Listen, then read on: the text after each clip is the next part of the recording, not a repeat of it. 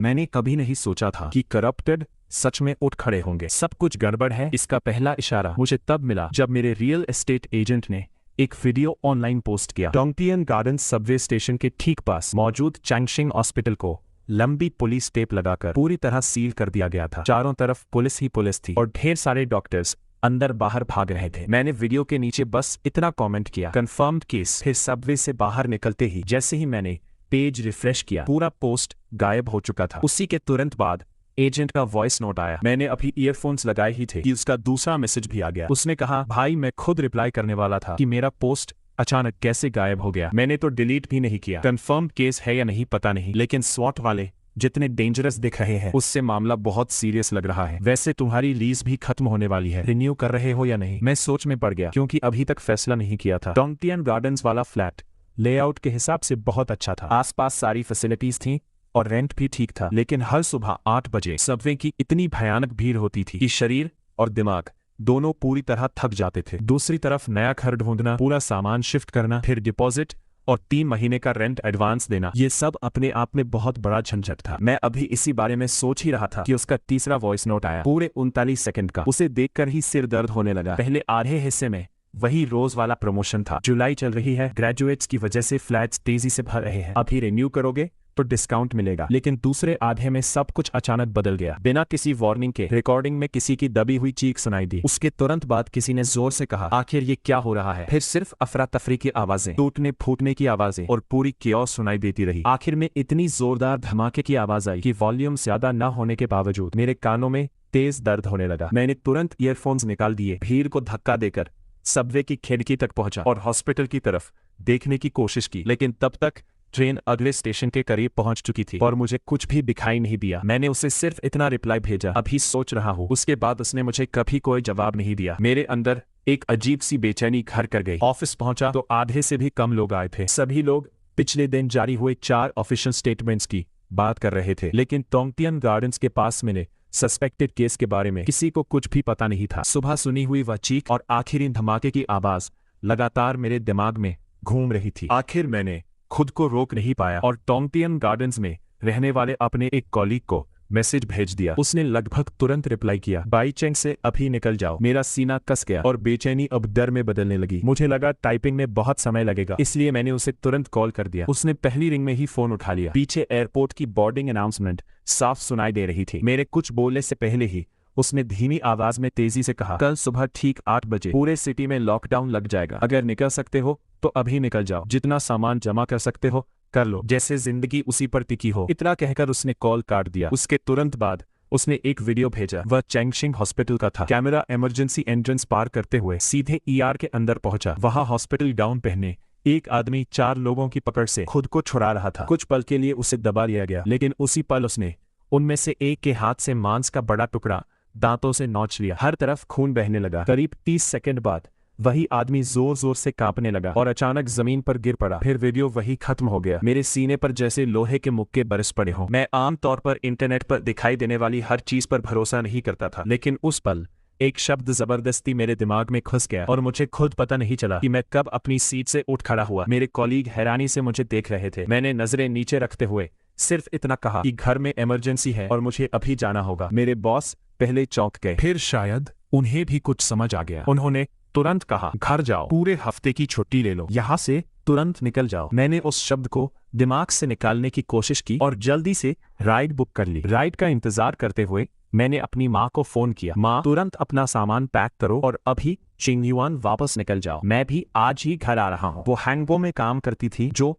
चिंगयुआन से लगभग 400 किलोमीटर दूर था। आज मंडे था, लेकिन अपने बेटे के लिए वो बिना एक पल सोचे सब कुछ छोड़ देती थी। वो ऐसी ही थी कि जरूरत पड़ते ही सीधे एयरपोर्ट के लिए निकल जाती थी। फिर भी मेरी बात सुनकर वो थोड़ा घबरा गई, क्योंकि सब कुछ बहुत अचानक हो रहा था। मेरी राइड पहुंचने वाली थी, इसलिए मेरे पास समझाने का समय नहीं था। मैंने उनसे वादा किया कि कार से उतरते ही दोबारा कॉल करूंगा। सेकेंड रिंग रोड पर आज ट्रैफिक पहले से भी ज्यादा भयानक था। ड्राइवर भी बार बार इसकी शिकायत कर रहा था। मैं बार बार पीछे की खिड़की से बाहर दिख रहा था। हॉस्पिटल वाला वीडियो अभी भी मेरे दिमाग में घूम रहा था और डर लगातार बढ़ता जा रहा था, लेकिन मुझे पता था कि घबराने से कुछ नहीं होगा। मैंने गहरी सांस ली, कांपते हाथों से ट्रैवल ऐप खोला और चिंगयुआन की डायरेक्ट फ्लाइट सर्च की। सबसे पहली फ्लाइट दोपहर 2:40 पर कैपिटल एयरपोर्ट से थी। उसमें सिर्फ एक सीट बची थी और कीमत 2000 युआन से थोड़ी ज्यादा थी। मैंने बिना एक सेकंड गनवाए टिकट बुक किया और तुरंत पेमेंट भी कर दी। उसके बाद मैंने अपने पिता को फोन लगाया। पिछले साल अक्टूबर में हमने चिंगयुआन में नया अपार्टमेंट खरीदा था, जिसमें 3 बेडरूम, 1 लिविंग रूम और 2 बाथरूम थे। वो नया प्रोजेक्ट था, इसलिए कंस्ट्रक्शन बहुत धीरे चल रही थी। रेनोवेशन अप्रैल में जाकर पूरी हुई थी, लेकिन अप्रैल के बाद मेरी तरफ लगातार आउटब्रेक्स चलते रहे। वापस जाने का मतलब था 14 दिन का क्वारंटीन, इसलिए नए घर को देखने का प्लान बार बार टलता ही रहा। उन्होंने फोन उठाया। उनके कुछ बोलने से पहले ही मैंने नए अपार्टमेंट का एड्रेस पूछा और तुरंत कहा कि अभी इसी वक्त ऑफिस से निकल जाओ, मैं आज दोपहर घर पहुंच रहा हूं। उन्होंने साफ मना कर दिया। वो बहुत सोच समझकर फैसला लेने वाले इंसान थे, पेशे से केमिस्ट थे और बिना पक्की वजह बताए उन्हें काम छोड़ने के लिए कहना बेकार था। लेकिन मैं उनका बेटा था और जानता था कि उन्हें कैसे मनाना है। मैंने कहा कि मैंने बहुत सारा ग्रोसरी सामान खरीद लिया है, रिब्स भी है जो जल्दी खराब हो जाएंगी अगर आप घर नहीं पहुंचे, और भी कई जरूरी चीजें हैं जो गायब हो सकती है। मेरी बात सुनते ही वो पैसे बर्बाद करने के लिए मुझे डांटने लगे, लेकिन साथ ही ऑफिस में लीव की एप्लीकेशन भी डाल दी। मैंने बिना कुछ और बोले फोन काट दिया। कुछ देर बाद कार आखिरकार भयंकर ट्रैफिक से निकलकर नॉर्थ जाने वाले एक्सप्रेसवे पर पहुंच गई, लेकिन वहां भी हालत इवनिंग रश आवर जैसी ही थी। सड़क पर गाड़ियों की लंबी लाइन लगी हुई थी। मेरे मन में बार बार यही सवाल आ रहा था कि क्या इन लोगों को भी कुछ पता चल गया है? क्या ये भी मेरी तरह भाग रहे हैं? मेरे पास समय बिल्कुल नहीं था। मैंने तुरंत डिलीवरी ऐप खोला, नए अपार्टमेंट का एड्रेस डाला और आसपास का सबसे नजदीकी सुपरमार्केट ढूंढने लगा। चिंगयुआन एक छोटा शहर था, वहां बड़े चेन सुपरमार्केट सिर्फ 2 ही थे और वो भी अलग अलग इलाकों में। जब ऑर्डर करने लगा तो पता चला कि नए अपार्टमेंट के आसपास एक भी बड़ा सुपरमार्केट नहीं है। यह देखकर मेरा दिल बैठ गया। मैंने दूसरा ऐप खोला और फिर सर्च किया। काफी देर बाद एक ठीक ठाक कन्वीनियंस स्टोर मिला। मैं कई सालों से टेकआउट खाकर ही जी रहा था और शायद ही कभी खाना बनाया था, इसलिए सच कहो तो मुझे यह तक नहीं पता था कि घर में कौन सा कुकिंग ऑयल इस्तेमाल होता है। उस दिन कार्ट भरते हुए पहली बार समझ आया कि पूरा घर चलाने में कितना खर्च आता है। मीट मैंने जानबूझकर नहीं खरीदा क्योंकि कन्वीनियंस स्टोर में उसका प्राइस बहुत ज्यादा था और क्वालिटी पर भी भरोसा नहीं था। सोचा घर पहुंचकर मॉम डैड के साथ होलसेल मार्केट से खरीद लेंगे। मैंने ऑर्डर कंफर्म किया और एक ही बार में 20,000 युआन से ज्यादा खर्च हो गए। मैं अभी शॉपिंग ही कर रहा था कि कार मेरे रेंटल अपार्टमेंट के नीचे पहुंच गए, इसलिए मैंने जल्दी जल्दी पेमेंट पूरी की ताकि कम से कम पहला स्टॉक कंफर्म हो जाए। कार से उतरते ही स्टोर ओनर का कॉल आ गया। उसने मेरा ऑर्डर 3 बार कंफर्म किया। साफ लग रहा था कि उसे इतना बड़ा ऑर्डर देखकर शक हो गया है। फिर उसने फोन काट दिया। मैंने डिलीवरी एड्रेस देखा, Qingyuan residential complex, building 12, unit 1, basement level 1, और अपने फैसले पर मन ही मन खुश हुआ। मुझे पहले से पता था कि इतना बड़ा ऑर्डर लोगों का ध्यान खींचेगा, इसलिए मैंने जानबूझकर अपना असली एड्रेस यूनिट 3, फ्लोर 16 नहीं लिखा था और तय किया था कि सारा सामान मैं खुद ऊपर ले जाऊंगा ताकि किसी को यह पता न चले कि हम आखिर रहते कहाँ हैं। स्क्रीन पर पूरा कंफर्म्ड ऑर्डर देखकर पहली बार मेरे सीने का बोझ थोड़ा हल्का हुआ, लेकिन मुझे अब भी नहीं पता था कि आखिर आने वाला क्या है। बीजिंग छोड़ देने के बाद भी मेरे अंदर जरा भी राहत नहीं थी, बल्कि मैं पहले से ज्यादा सतर्क हो गया था। उस वीडियो में दिख रहा आदमी आखिर था क्या? करोड़ों आबादी वाला इतना बड़ा शहर, पूरे देश का सबसे अहम ट्रांसपोर्टेशन हब, अचानक लॉकडाउन कैसे हो सकता है? मैं देश के सबसे महत्वपूर्ण शहर से आखिर क्यों भाग रहा था? क्या हालात पहले ही पूरी तरह हाथ से निकल चुके थे? इस दुनिया में आखिर चल क्या रहा था? अपने रेंटल अपार्टमेंट में वापस पहुंचकर कमरे का दरवाजा बंद किया और फैमिली ग्रुप पर वीडियो कॉल शुरू कर दी, जिसमें हम तीनों थे। माँ ने तुरंत कॉल उठा लिया। उनका लैपटॉप पहले से पैक था और वो सिर्फ मेरे कॉल का इंतजार कर रही थी ताकि तुरंत निकल सके। पापा ने कुछ रिंग के बाद फोन उठाया। वो किचन में सब्जियां धो रहे थे और उनके हाथ अभी भी गीले थे। जैसे ही मैंने दोनों के चेहरे देखे, मेरे अंदर दबा हुआ डर टूट गया। मेरी आवाज कांपने लगी और मैं ठीक से बोल भी नहीं पा रहा था। मैं कभी बहुत मजबूत इंसान नहीं रहा, लेकिन इस समय जो कुछ मुझे पता था उसका बोझ मुझे अंदर से तोड़ रहा था। मुझे डर था कि अगर मैंने सब बता दिया तो शायद दोनों इसे मजाक समझेंगे। माँ ने तुरंत मेरी तरफ देखकर पूछा, क्या हुआ?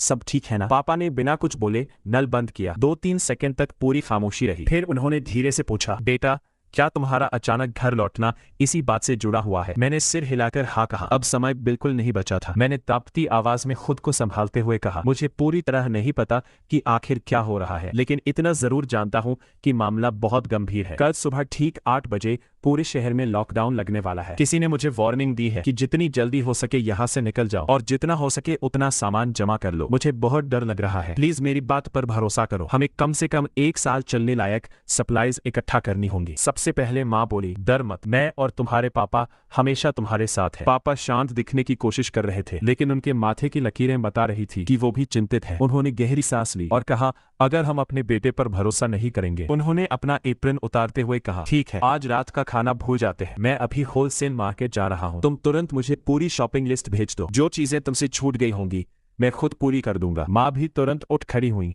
और बोली, मैं हैंगजो से लौटते वक्त रास्ते में जितना हो सके उतना सामान खरीद लूंगी। बिल्कुल चिंता मत करो, हमारा परिवार सुरक्षित रहेगा। अब तुम डरना मत, जल्दी से अपना सामान पैक करो और एयरपोर्ट पहुंच जाओ। फ्लाइट किसी भी हालत में मिस मत करना। उनकी बातों ने मेरे अंदर जैसे हिम्मत भर दी। मैंने जल्दी से कहा, मैंने पहले ही बहुत बड़ा ऑर्डर कर दिया है, किसी का ध्यान न जाए इसलिए डिलीवरी ग्राउंड लेवल के बेसमेंट में मंगवाई है। सामान आज रात करीब 8 बजे तक पहुंच जाएगा। जब उसे ऊपर लाओ तो ध्यान रखना कि कोई तुम्हें देख न ले। पापा ने कार की कीज उठाई और दरवाजे की तरफ बढ़ते हुए कहा, समझ गया, तुम आराम से रहो। याद है हर साल सर्दियों से पहले हम सैकड़ों किलो कैबेज जमा करते थे। ये काम मैं पहले भी कर चुका हूँ। तुम्हारे रहते मैं किसी भी मुसीबत को हमारे परिवार तक नहीं पहुंचने दूंगा। मैंने सिर हिलाया, कॉल खत्म की और कुछ देर तक खुद को संभालने की कोशिश करता रहा क्योंकि मेरे हाथ पैर लगातार कांप रहे थे। फिर मैंने अपना रेंटल अपार्टमेंट खाली करना शुरू किया। वैसे भी साथ ले जाने लायक ज्यादा सामान नहीं था क्योंकि नए घर में किचन का सामान और बेडिंग पहले से मौजूद थी। आखिर में मैंने सिर्फ 2 बड़े सूटकेस कपड़ों से भरे अपना लैपटॉप रखा और जितनी मेडिसिन जमा करके रखी थी उन्हें साथ रख लिया। खाने का सारा सामान वहीं छोड़ दिया। फ्लाइट दोपहर 2:40 की थी, लेकिन मैं सुबह 11 बजे ही घर से निकल गया। आम दिनों में टोंगटियन गार्डन से एयरपोर्ट पहुंचने में सिर्फ आधा घंटा लगता था, लेकिन आज हालात अलग थे। नेविगेशन ऐप पहले ही बताता था कि एयरपोर्ट एक्सप्रेसवे पूरी तरह डार्क रेड दिख रही है, यानी भयंकर ट्रैफिक था। इसीलिए मैंने दोनों सूटकेस उठाए और सीधे सबवे की तरफ भागा। वहां की भीड़ मेरी याद की किसी भी मॉर्निंग रश से कहीं ज्यादा थी। किसी तरह लोगों को धक्का देते हुए मैं दोनों सूटकेस के साथ अंदर घुसा और मुश्किल से ट्रेन में जगह बना पाया। अंदर इतनी पसीने की बदबू थी कि उल्टी आने जैसी हालत हो गई। तभी मुझे महसूस हुआ कि शायद लॉकडाउन की खबर जितनी मैंने सोची थी उससे कहीं ज्यादा लोगों तक पहुंच चुकी है। और सच भी यही था। तीसरे स्टेशन बिशुई ब्रिज साउथ तक पहुंचते पहुंचते हालत ये हो गई कि एक भी नया आदमी ट्रेन में नहीं चढ़ सकता था। लोग एक दूसरे से पूरी तरह चिपके हुए खड़े थे। सांस लेने तक की जगह नहीं बची थी। मैंने गर्दन उठाकर खिड़की से बाहर देखा तो ब्रिज के नीचे दोनों तरफ सड़कें जितनी नजर जा सकती थी पूरी तरह जाम थी। ऐसा लग रहा था जैसे हम कटने का इंतजार करती मछलियां हो, न आगे बढ़ सकते थे न पीछे लौट सकते थे। कुछ लोगों ने तो उम्मीद छोड़ दी थी और अपनी साइकिल लेकर वापस लौट रहे थे। मेरा डर हर गुजरते मिनट के साथ बढ़ता जा रहा था। हर नए स्टेशन पर पहुंचते ही मेरे दिल की धड़कन तेज हो जाती क्योंकि मुझे डर था कि कहीं ट्रेन 2 स्टेशन के बीच टनल में ही न रुक जाए और फिर कभी न चले। आखिरकार जब बिग जिंगचाओ स्टेशन आया तो मैंने दोनों सूटकेस उठाए और पूरी ताकत से दौड़ पड़ा। ट्रेन से लोगों की बाढ़ निकल रही थी। मैंने एस्केलेटर की 3 सीढ़ियां घेर ली जबकि बाकी लोग दूर वाले लिफ्ट की तरफ धक्का मुक्की करते हुए भाग रहे थे। लिफ्ट कुछ ही सेकंड में भर गई और ऊपर चली गई। जो लोग पीछे रह गए उन्होंने एक पल भी नहीं गंवाया और वापस एस्केलेटर की तरफ दौड़ पड़े। मैंने दांत भींचे, दोनों सूटकेस कसकर पकड़े और एक एक सीढ़ी चढ़ते हुए ऊपर पहुंचा। जब तक एयरपोर्ट एक्सप्रेस प्लेटफॉर्म पर पहुंचा तब तक डोर्स बंद होने की वार्निंग बीप शुरू हो चुकी थी। मैंने एक सूटकेस पूरी ताकत से अंदर फेंका, दूसरा प्लेटफॉर्म पर छोड़ दिया और जितनी तेज दौड़ सकता था दौड़ा। आखिरी पल में खुद भी डोर्स के बीच से अंदर घुस गया। मेरे कपड़े का एक हिस्सा डोर्स में फंस गया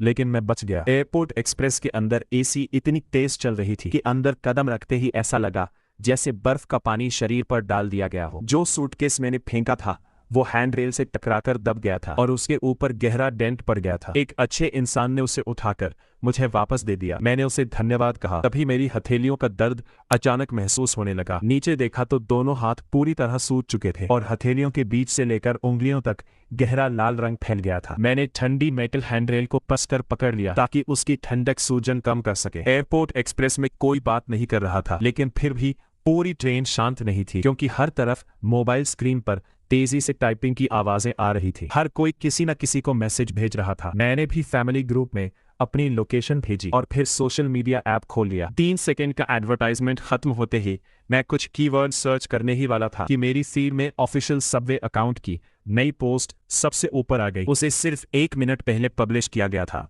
एक्सप्रेसवे ट्रैफिक कंट्रोल के कारण कैपिटल एयरपोर्ट लाइन 18 जुलाई 2022 को सुबह 11:40 से लेकर दिन की आखिरी सर्विस तक पूरी तरह बंद रहेगी। उसी समय ट्रेन टनल के अंदर तेज आवाज के साथ दौड़ रही थी और उसके चारों तरफ दबी हुई हवा की सीटी गूंज रही थी। मेरी पूरी खोपड़ी सुन्न हो गई, पूरे शरीर में रोंगटे खड़े हो गए और ऐसा लगा जैसे एक साथ हर नस जाग गई हो। उसी पल मुझे सब कुछ साफ समझ आ गया। ये एयरपोर्ट जाने वाली आज की आखिरी ट्रेन थी और इससे भी बुरी खबर अभी आना बाकी थी। मैंने खुद को संभाला और चैंगसिंग हॉस्पिटल, डोंगथियन गार्डन सर्च किया, लेकिन एक भी रिजल्ट नहीं मिला। सब कुछ इंटरनेट से मिटा दिया गया था। इस तरह की खुली सेंसरशिप हमेशा उसी चीज को छिपाती है जो सबसे ज्यादा सच होती है। ये सब मेरी आंखों के सामने हो रहा था। फिर 1 सेकंड रुकने के बाद मैंने आखिर वह शब्द सर्च कर ही दिया जिसे मैं अब तक टाल रहा था, करप्टेड। उसी पल अराइवल चाइम बज उठी। मेरा दिमाग जैसे फट गया। मैंने आस्तीन से माथे का ठंडा पसीना पहुंचा, सूटकेस उठाया और भीड़ के साथ दौड़ पड़ा। हर कदम पर मेरे हाथ जल रहे थे, लेकिन अब दर्द महसूस करने का समय नहीं था। मेरे अंदर का डर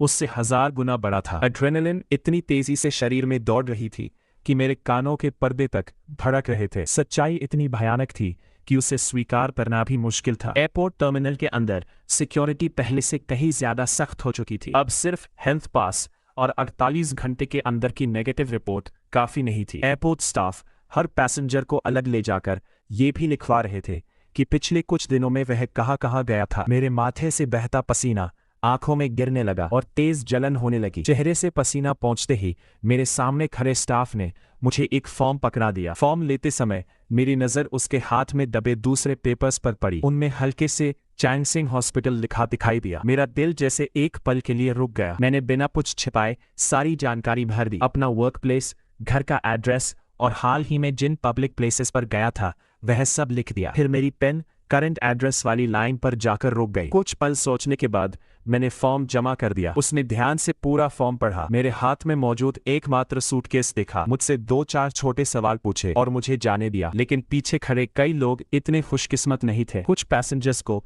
बिना वजह बताए ही रोक दिया गया। फिर अचानक आर्म्ड ऑफिसर्स और मेडिकल स्टाफ दौड़ते हुए आए और एक आदमी को पकड़कर जबरदस्ती वहां से ले गए। उसके बाद बाकी सिक्योरिटी चेक बिना किसी परेशानी के पूरा हो गया। हैरानी की बात यह थी कि लाइंस बहुत छोटी थी। गेट 43 पर पहुंचते ही मेरे अंदर का तनाव थोड़ा कम होने लगा। मैं पूरे 2 घंटे पहले एयरपोर्ट पहुंच गया था और वेटिंग एरिया लगभग खाली पड़ा था। मैंने एक शांत कोना चुना और पापा को कॉल किया। काफी देर रिंग बजने के बाद उन्होंने फोन उठाया। दूसरी तरफ इतना शोर था कि उनकी आवाज भी मुश्किल से सुनाई दे रही थी। वह किसी से तेजी से बात कर रहे थे और बीच बीच में मुझे सिर्फ कुछ शब्द ही सुनाई दे रहे थे। Hind leg, hence, frozen cuts. फिर उन्होंने मेरी तरफ ध्यान देते हुए कहा, यहाँ बहुत काम चल रहा है। अभी 200 pound pork, 100 pound beef, 100 pound lamb और 4 पूरे चिकन खरीद लिए हैं। अब विंग्स और ड्रमस्टिक्स लेने बाकी हैं। तुम्हें और कुछ चाहिए? उनकी स्पीड देखकर मैं खुद हैरान रह गया। मैंने तो सिर्फ थोड़ा एक्स्ट्रा मीट खरीदने के लिए कहा था, लेकिन उन्होंने उससे कहीं ज्यादा तैयारी शुरू कर दी थी। मैंने उनसे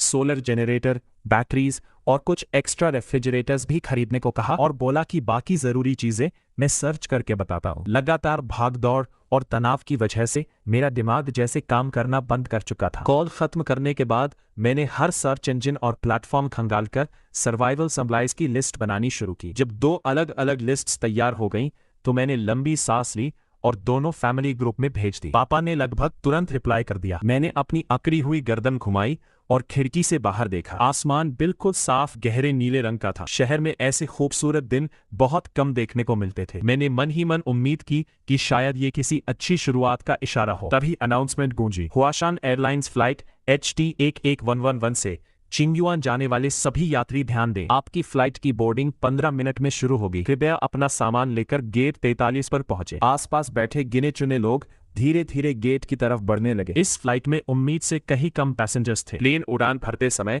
मेरी नजर रनवे के एक ऐसे कोने पर पड़ी जहां साफ दिखाई नहीं देता था। वहां एक आकृति घुटनों के बल बैठी जमीन पर किसी चीज को बुरी तरह नोच रही थी। प्लेन का एंगल बदलने से ठीक पहले उसने अपना सिर उठाया और एक पल के लिए हमारी नजरें मिली। उसकी दोनों आंखें पूरी तरह सड़ी हुई थीं। प्लेन आराम से अपनी उड़ान भरता रहा, लेकिन मेरे पेट के अंदर सब कुछ उलटने लगा। उस करप्टेड का सड़ा हुआ चेहरा बार बार मेरी आंखों के सामने घूम रहा था। मैंने ट्रे टेबल नीचे की, माथा उस पर टिकाया और उल्टी रोकने की पूरी कोशिश करने लगा। खुद को बार बार समझा रहा था, अभी उल्टी मत करना, नहीं तो सबका ध्यान तुम्हारी तरफ चला जाएगा। अगले 2 घंटे मेरे लिए किसी यातना से कम नहीं थे। हर पल खुद को शांत रखने और टूटने से बचाने की लड़ाई चलती रही। जैसे ही प्लेन से उतरकर मैंने चिंगयुआन की साफ हवा में सांस ली, मेरे पेट की ऐंठन धीरे धीरे कम होने लगी। लेकिन मैं अकेला नहीं था। मेरे आगे चल रहा एक बुजुर्ग प्लेन से उतरते ही रनवे पर जोर जोर से उल्टियां करने लगा। मैंने ये देखा और तुरंत उससे दूर हट गया, क्योंकि करप्टेड के अलावा एक और खतरा था, लोगों के बीच फैलने वाली अफरा तफरी, और उससे भी बचना जरूरी था। टर्मिनल के अंदर जाने से पहले मैंने आखिरी बार पीछे मुड़कर देखा। कुछ स्टाफ और कई चिंतित पैसेंजर्स उस बुजुर्ग के आसपास इकट्ठा हो चुके थे, लेकिन उनकी हालत लगातार बिगड़ती जा रही थी। उनका सर अंग्रेजी के बड़े एन की तरह झुक गया था और हर बार उल्टी करते समय उनके गले से अजीब सी घरघराहट निकल रही थी। उन्हें देखकर बिल्कुल भी नहीं लग रहा था कि वो ठीक है। टर्मिनल से बाहर निकलते ही मेरी नजर सबसे पहले माँ पर पड़ी। वो तेज कदमों से मेरी तरफ आई और बिना कुछ कहे मेरे हाथ से सूटकेस ले लिया। ऐसी दुनिया में जहां हर चीज डर पैदा कर रही थी, हम दोनों सचमुच मुस्कुराए, क्योंकि हम साथ थे। तबाही की शुरुआत हो चुकी थी, लेकिन मैं दिल से शुक्रगुजार था कि कम से कम अपने परिवार के साथ इसका सामना कर रहा हूं। कार में बैठते ही मैंने देखा कि पीछे की पूरी सीट हार्डवेयर स्टोर के ऐसे सामान से भरी हुई थी जिन्हें मैं पहचानता भी नहीं था, और उसी पल मुझे पहले से कहीं ज्यादा सुरक्षित महसूस हुआ। सच में घर जैसी जगह कहीं नहीं होती। माँ ने मेरा सूटकेस ट्रंक में रखा और कार स्टार्ट करते हुए बोली, अभी घर नहीं जाएंगे, आज ही सारी शॉपिंग खत्म करेंगे, कल से हम घर के अंदर ही रहेंगे। मैंने तुरंत हाँ में सिर हिला दिया, क्योंकि यही सबसे सही फैसला था। अगर आज ही हम 3 लोगों के लिए पूरे 1 साल का सामान जमा कर ले, तो कल से हमारे बचने की संभावना कई गुना बढ़ जाएगी। इस दौरान हम ट्रेनिंग कर सकते हैं, अपनी ताकत बढ़ा सकते हैं और रेस्क्यू का इंतजार कर सकते हैं। अकेला होता तो किसी तरह संभाल लेता, लेकिन अपने उम्र दराज माता पिता को इस तबाह दुनिया में सामान खोजने के लिए बाहर निकलते सोचकर ही ऐसा लगता था कि काश मेरे 6 हाथ होते और ताकत भी दोगुनी होती, ताकि मैं हर हाल में दोनों की रक्षा कर पाता। इसके बाद मैं और माँ पूरी तैयारी के साथ शॉपिंग में लग गए। उनकी खरीदारी करने की क्षमता देखकर मैं एक बार फिर दंग रह गया। Steel wire, iron chains, combination locks, acoustic insulation foam, ऐसी कितनी ही चीजें उन्होंने खरीदी जिनके बारे में मैंने कभी सोचा भी नहीं था। हम एक के बाद एक शेल्फ खाली करते गए, यहाँ तक कि मुझे खुद लगने लगा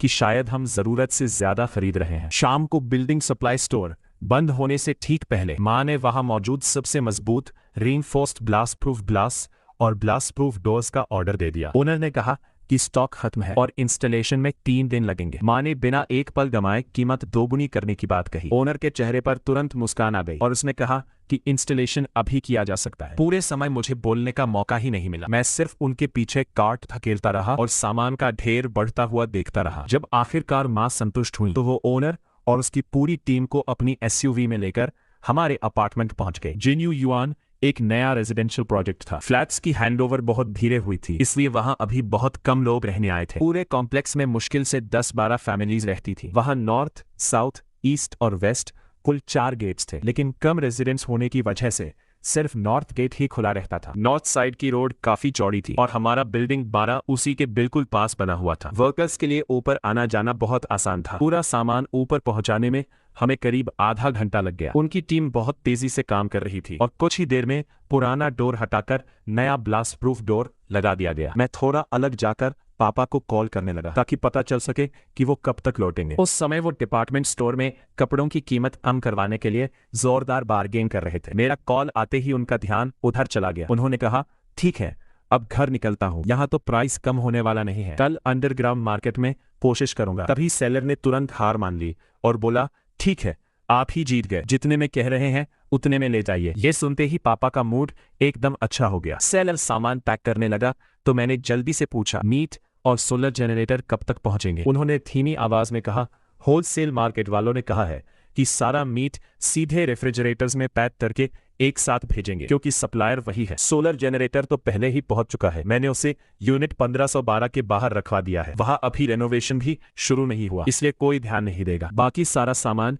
मैंने 20वीं मंजिल की स्टेयरवेल में रखवा दिया है, इतनी ऊपर कोई आता ही नहीं। कॉल खत्म करके मैं पहले 15वीं मंजिल पर गया और सोलर जनरेटर देख आया, फिर लिस्ट हाथ में लेकर चुपचाप 20वीं मंजिल तक चढ़ गया और डिलीवरी को ऑर्डर लिस्ट से मिलाने लगा। Bottled water, toilet paper, self heating meal packs, quick lime, water storage tanks, rain water collectors, rubbing alcohol, सब कुछ सही सलामत पहुंच चुका था। सामान इतना ज्यादा था कि 20वीं मंजिल से लेकर 24वीं मंजिल तक पूरी स्टेयरवेल भर गई थी, लेकिन बिल्डिंग में बाहर के लोग मौजूद थे, इसलिए मुझे खुली स्टेयरवेल में इतना सामान छोड़ना बिल्कुल सुरक्षित नहीं लगा। ग्लास इंस्टॉलेशन में मेरी जरूरत नहीं थी, इसलिए मैं वहीं बैठकर हर वर्कर के जाने का इंतजार करता रहा। जब आखिरी वर्कर भी चला गया तब नीचे जाकर माँ को बुलाया और दोनों मिलकर सामान ऊपर ले जाने लगे। सामान जमा करना जितना अच्छा लग रहा था, उसे ऊपर ढोना उतना ही मुश्किल था। हम दोनों मुश्किल से 1/4 सामान ही ऊपर ला पाए थे कि तभी पापा भी लौट आए, लेकिन उनके दोनों हाथों में 3-3 बड़े बैग्स थे, इसलिए वो तुरंत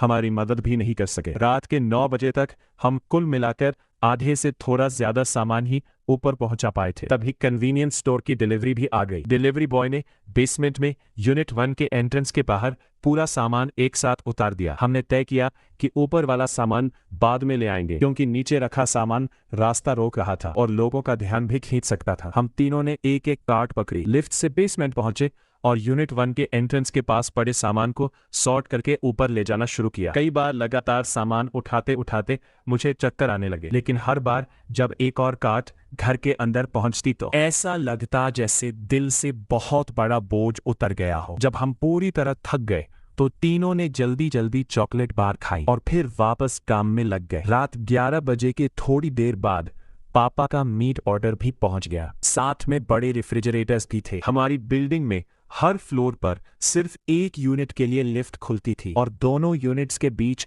मजबूत फायर डोर लगी थी। हमने सोचा था कि डिलीवरी सीधे पास वाले फ्लैट पर मंगवा ले ताकि आसानी रहे, लेकिन पापा ने कहा कि इतनी रात में मीट की डिलीवरी लोगों को शक में डाल सकती है। ऊपर से हमारा अपना फ्लैट और एंट्रेंस पहले ही सामान से भरा पड़ा था, इसलिए किसी को अंदर झांकने देना बिल्कुल ठीक नहीं था। इसलिए उन्होंने डिलीवरी वालों को बिल्डिंग 10 यूनिट 2 का एड्रेस दे दिया। डिलीवरी बॉय ने बिना कोई सवाल किए तुरंत मान लिया। फिर माँ और पापा बिल्डिंग 11 के बेसमेंट से होते हुए बिल्डिंग 10 यूनिट 2 पहुंचे और बड़ी कार्ट की मदद से एक एक करके सारे रेफ्रिजरेटर्स हमारे फ्लैट तक ले आए। जब तक वो दोनों यह काम कर रहे थे तब तक मैं अकेला बेसमेंट में बचा हुआ सारा सामान लगातार ऊपर पहुंचाता रहा। मुझे पता था कि इतनी मेहनत के बाद दोनों को कई दिनों तक आराम की जरूरत पड़ेगी, इसलिए जितना हो सके उतना काम मैं खुद करना चाहता था। आखिरकार रात के 2 बजे तक घर का आखिरी सामान भी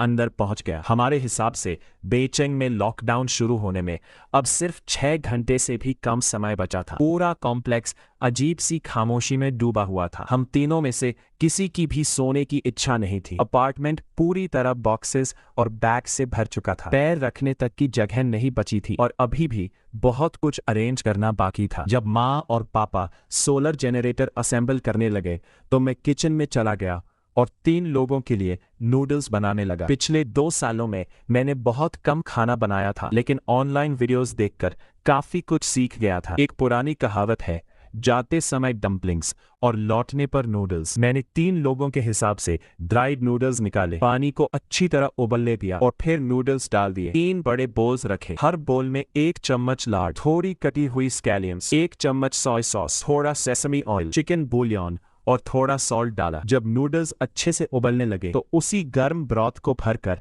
हर बोल में डाला। उठती हुई स्टीम और खुशबू ने एक साथ मेरी सारी थकान जैसे मिटा दी। मेरा पेट जोर से गुड़गुड़ाने लगा। सीजनिंग पूरी तरह घुलने के बाद मैंने गैस बंद की, नूडल्स निकालकर तीनों बोल्स तैयार कर दिए। साधारण ब्रॉथ नूडल्स, लेकिन उस समय उससे बेहतर कुछ नहीं लग सकता था। मैं उन्हें उठाकर लिविंग रूम की कॉफी टेबल पर ले आया। माँ और पापा भी तब तक भूख से बेहाल थे। उन्होंने आधा असेंबल हुआ सोलर जनरेटर एक तरफ रखा और हम तीनों फ्लोर पर बैठकर कुछ ही मिनटों में गर्मा गर्म नूडल्स खत्म कर गए। माँ ने आखिरी बूंद तक ब्रॉथ पी लिया और संतोष से मुस्कुराते हुए बोली कि ऐसी गर्माहट पूरे शरीर की थकान और ठंड दोनों निकाल देती है। थोड़ी देर आराम करने के बाद हम फिर काम में लग गए। 5 किलोवाट का सोलर जनरेटर लगभग पूरी तरह तैयार हो चुका था। रेन वाटर कलेक्टर और रेन वाटर फिल्टर जैसी बड़ी चीजों की अभी जरूरत नहीं थी। जुलाई का महीना होने के बावजूद वेदर फोरकास्ट बता रहा था कि चिंगवान में ठंड बढ़ने वाली है और बारिश भी बहुत कम होगी। इसलिए हमने तय किया कि अभी उनको बालकनी में ही रहने देंगे और जरूरत पड़ने पर लगाएंगे। पापा ने काम बांट दिया, मैं और वो फूड सप्लाईज को अरेंज करेंगे, जबकि माँ सारे टूल्स संभालेंगी। जो चीजें जरूरी नहीं है उन्हें सुबह तक छोड़ा जा सकता है। नया अपार्टमेंट हमारे लिए बहुत फायदेमंद साबित हुआ, क्योंकि स्टडी रूम में सिर्फ एक बड़ी बुक शेल्फ थी, डेस्क तक नहीं था, इसलिए वहां काफी जगह खाली थी। दूसरा बेडरूम भी लगभग खाली था, उसमें सिर्फ डबल बेड रखा था। बाकी रूम्स का कस्टम फर्नीचर अगले महीने आने वाला था, क्योंकि पहले नेशनल डे हॉलिडे में शिफ्ट होने का प्लान था, लेकिन अब वो सब बेकार हो चुका था। कम फर्नीचर होने की वजह से सुबह 5 बजे के थोड़ी देर बाद ही हमने उम्मीद से कहीं पहले पूरा सामान व्यवस्थित करके रख दिया। अपार्टमेंट करीब 180 स्क्वायर मीटर का था, लेकिन इतने स्टॉक के बाद सिर्फ लिविंग रूम का रेस्ट एरिया ही खाली बचा था। बाकी पूरा घर किसी वेयरहाउस जैसा दिख रहा था। बेचेंग में लॉकडाउन शुरू होने में अब सिर्फ 2 घंटे से थोड़ा ज्यादा समय बचा था, फिर भी हम में से कोई नहीं सोया। माँ फ्लोर साफ करने लगी, पापा सीड्स जर्मिनेट करने लगे और मैं पिछली रात मार्केट से लाई गई 4 हेन्स को खाना खिलाने चला गया। वे चारों किचन से जुड़ी बंद बालकनी में रहती थीं। वहां सिर्फ वही चिकन्स थीं। पूरी बालकनी अकूस्टिक इंसुलेशन फोम से ढकी हुई थी और साथ में एयर प्यूरिफायर भी लगा था। डोर बंद करते ही उनकी आवाज तक बाहर नहीं आती थी। सुबह पूरी तरह उजाला होने तक मुझे वाटर स्टोरेज टैंक्स भरने का समय मिल गया। उसके बाद मैंने सोशल मीडिया फीड खोली। मुझे उम्मीद थी कि कहीं ना कहीं इस तबाही की कोई खबर जरूर मिलेगी, लेकिन पिछली रात की सारी पोस्ट्स ऐसे चल रही थी जैसे दुनिया में कुछ हुआ ही ना हो। सिर्फ विदेश में मौजूद कुछ लोगों की पोस्ट्स अलग थीं। उनकी कैप्शंस में ऐसा डर छिपा था जिसे सिर्फ वही लोग समझ सकते थे जिन्हें सच्चाई का अंदाजा था। दुनिया अपनी पुरानी रफ्तार से स्क्रीन पर स्क्रॉल होती रही और हम तीनों आराम से बैठकर पापा के बनाए हुए सैंडविच कर रहे थे। टोमेटो, फ्राइड एग और बेकन वाला सैंडविच का पहला निवाला मुंह में जाते ही उसका गर्म रस पूरे मुंह में फैल गया। शरीर को ऐसी गर्माहट मिली कि मेरी पलकों पर नींद उतरने लगी। तभी अचानक जोरदार धमाका हुआ और मेरी आंखें एक झटके में खुल गईं। मेरा सुस्त दिमाग अभी समझ भी नहीं पाया था कि क्या हुआ है कि पूरे कॉम्प्लेक्स में किसी की दिल दहला देने वाली चीख गूंज उठी। फिर एक के बाद एक कई चीखें सुनाई देने लगी। इतनी सारी आवाजें एक साथ थी कि किसी की भी पहचान करना नामुमकिन था। कॉम्प्लेक्स की जिन कुछ खिड़कियों में रोशनी जल रही थी वे एक एक करके खुलने लगी। कुछ लोग बालकनी में आकर नीचे देखने लगे, जबकि कुछ ने जल्दी से कर्टन बंद किए और वापस सोने चले गए। तभी किसी के जोर जोर से उल्टी करने की आवाज आई और देखते ही देखते पूरा कॉम्प्लेक्स जाग गया। अगले ही पल हड्डियां चबाने की डरावनी आवाज पूरे खाली कोर्टयार्ड में ऐसे गूंजने लगी जैसे किसी ने मौत का ऐलान कर दिया हो। कोई नीचे खड़े होकर इमरजेंसी सर्विसेज को कॉल करने के लिए चिल्ला रहा था। कई लोग अपनी बालकनी से नीचे मौजूद उस डरावने क्रीचर पर जो भी हाथ में आया वही फेंक रहे थे। मैं कर्टन के पीछे झुककर नीचे देखता रहा। वहां एक करप्टेड किसी इंसान की लाश को बेरहमी से नोचकर खा रहा था। थोड़ी ही दूरी पर दर्जनों और करप्टेड गुर्राते हुए तेजी से उसकी तरफ बढ़ रहे थे। मैंने तुरंत अपना फोन खोला। हर न्यूज प्लेटफॉर्म पर एक ही खबर छाई हुई थी। पूरे देश के 24 शहरों में एक साथ लॉकडाउन लागू कर दिया गया था। स्क्रीन पर टाइम दिख रहा था 19 जुलाई 2022 सुबह 8:01। नीचे करप्टेड लगातार इधर उधर घूम रहे थे और बिना रुके गुर्रा रहे थे। पूरी रात जागने का फैसला अब मुझे भारी पड़ने लगा था। शरीर पूरी तरह थक चुका था और आंखों में तेज जलन हो रही थी। अभी भी इलेक्ट्रिसिटी और इंटरनेट दोनों चल रहे थे। हमने जो 50 पावर बैंक्स खरीदे थे उनमें से 10 रात भर में पूरी तरह चार्ज हो चुके थे। मैंने उन्हें हटाकर बाकी 10 नए चार्ज पर लगा दिए ताकि ये साइकिल लगातार चलती रहे। पापा ने लैपटॉप खोलकर क्लासिक मूवीज और टीवी सीरीज डाउनलोड करनी शुरू कर दी। माँ चुपचाप लगातार 3 सिगरेट्स पी गईं। फिर उन्होंने स्टडी रूम से पहले निकाले हुए स्टील वायर और प्लायर्स उठाए, सिक्योरिटी डोर के पास जाकर झुक गईं और बाहर की हर आवाज ध्यान से सुनने लगी। मैं समझ गया कि वो क्या सोच रही है। अभी करप्टेड के बिल्डिंग के अंदर घुसने की संभावना बहुत कम थी और लूटर्स भी अभी तक दिखाई नहीं दिए थे। यही सबसे सुरक्षित समय था स्टेयरवेल वाले फायर डोर को हमेशा के लिए वायर से बांधे देने का। हमारे कॉम्प्लेक्स की लिफ्ट सिर्फ की कार्ड से चलती थी और हर कार्ड सिर्फ उसी फ्लोर पर काम करता था जिसके लिए उसे बनाया गया था। बाहर अभी कोई खतरा करीब नहीं लग रहा था, लेकिन सावधानी रखने में कोई नुकसान नहीं था। काफी देर इंतजार करने के बाद माँ उठी। वो अकेले जाना चाहती थी, लेकिन मैं उन्हें अकेले भेजने के लिए तैयार नहीं था। मैंने किचन से एक नाइफ उठाई और उनके साथ बाहर निकल गया। हमने धीरे से सिक्योरिटी डोर खोला। पूरी बिल्डिंग में ऐसी खामोशी थी जैसे वहां कोई रहता ही न हो। ऐसा लग रहा था शायद पूरी बिल्डिंग में सिर्फ हम ही बचे हैं। थोड़ी देर पहले देखे गए ट्यूटोरियल के मुताबिक हमने स्टील वायर को मिलिट्री डेड नॉट में बांध दिया। ये ऐसी नॉट होती है जिसे चाहे जितनी ताकत लगा लो या कितनी भी चालाकी कर लो, बाहर से नहीं खोला जा सकता। इसे सिर्फ अंदर से ही खोला जा सकता है। फिर हमारे कॉरिडोर और बगल वाले खाली फ्लैट के बीच मौजूद फायर डोर की बारी आई। माँ ने साफ कहा कि जब इतना सब कर ही रहे हैं तो कोई भी रास्ता खुला नहीं छोड़ना चाहिए। इसलिए दूसरी स्टेयरवेल वाले डोर पर क्विक रिलीज नॉट लगाया और हमारे फ्लैट और खाली अपार्टमेंट के बीच वाले डोर पर कई पैडलॉक्स भी लगा दिए। वापस अंदर आने के बाद मैंने चॉकलेट का एक टुकड़ा खाया और नीचे घूम रहे करप्टेड को ध्यान से देखने लगा। मूवी सिर्फ कहानी होती है। मैं असली दुनिया के इन मॉन्स्टर्स को किसी फिल्म की कल्पना के आधार पर समझने की गलती नहीं कर सकता था। सुबह जिस आदमी पर हमला हुआ था वो अब खुद करप्टेड बन चुका था। इससे मैंने पहला निष्कर्ष निकाला कि करप्शन वायरस सलाइवा और ब्लड के जरिए फैलता है। अभी तक नीचे मौजूद करप्टेड में किसी भी तरह की ज्यादा इंटेलिजेंस दिखाई नहीं दे रही थी। वे बिना किसी दिशा के बस गोल गोल घूम रहे थे। लेकिन सुबह जब वो उल्टी करने वाला आदमी बीमार हुआ था, तब सारे करप्टेड एक साथ बिल्डिंग 10 की तरफ इकट्ठा होने लगे थे, जहां वो रहता था। इससे मुझे लगा कि वे अपने शिकार को ढूंढने के लिए हियरिंग और शायद स्मेल का इस्तेमाल करते हैं। हमारे कर्टन बहुत हैवी थे और पिछली रात ग्लास इंस्टॉलेशन के बाद से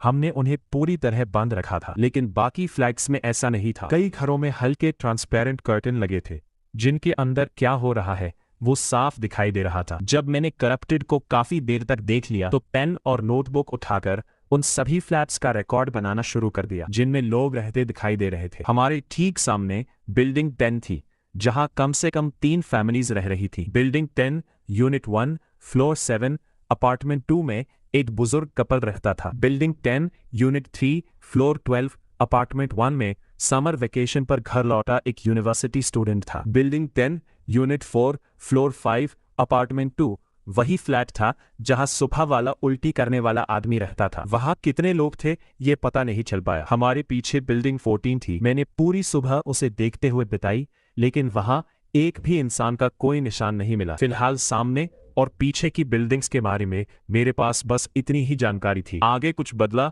तो मैं उसे भी लिख लूंगा। लगातार जम्हाइयां आने लगी तो माँ ने कहा कि अब हम तीनों को थोड़ा सो लेना चाहिए। पहली नजर में यह फैसला बहुत जोखिम भरा लग रहा था क्योंकि तबाही शुरू हो चुकी थी और तीनों के सो जाने पर कोई भी निगरानी करने वाला नहीं रहता। लेकिन हमारी तैयारी पूरी थी और स्टेयरवेल भी पूरी तरह लॉक हो चुकी थी, इसलिए फिलहाल चैन से सोना ही सबसे सही लगा। मैं बिस्तर पर लेटते ही गहरी नींद में चला गया। पता नहीं कितनी देर बाद जोर जोर से दरवाजा पीटने की आवाज से मेरी आंख खुली। चारों तरफ घना अंधेरा था, लेकिन कमरे की हवा में कुछ बहुत गलत था। सड़े हुए मांस की ऐसी भयानक बदबू फैल चुकी थी जैसे वो हर दिशा से मुझे दबा रही हो। मैंने नाक और मुंह पर हाथ रखा, लेकिन मेरे हाथ पर लगी किसी चिपचिपी चीज की बदबू से मुझे उसी पल उल्टी आने लगी। मैं अंधेरे में बिस्तर पर टटोलते हुए अपना फोन ढूंढने लगा। आखिर स्क्रीन की हल्की रोशनी जली और कमरा धीरे धीरे दिखाई देने लगा। तभी मेरी सांस वहीं रुक गई। मेरे चेहरे से 1 सेंटीमीटर से भी कम दूरी पर